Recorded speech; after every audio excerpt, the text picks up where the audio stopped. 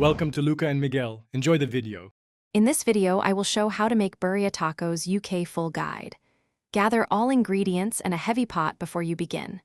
I will walk you through sourcing chilies, trimming beef, toasting spices, and building a balanced adobo. You will learn how to simmer a silky consommé, shred meat properly, and assemble crispy, cheesy tacos that hold up when dipped. Follow along and ask questions in the comments. Start by measuring and prepping everything for a smooth cook. Toast dried chilies briefly and rehydrate them until pliable for blending. Brown the meat well to develop deep caramelized flavor before braising.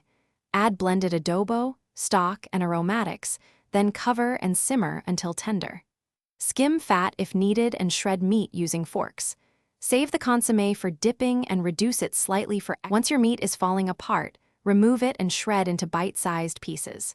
Strain and reserve the braising liquid as your consommé for dipping or finishing the stew. Dip tortillas briefly in the fat or consommé, then sear with cheese for a golden, crispy edge. Pile on shredded birria, fresh cilantro, onion, and a squeeze of lime. Serve warm with a small bowl of consommé for dunking.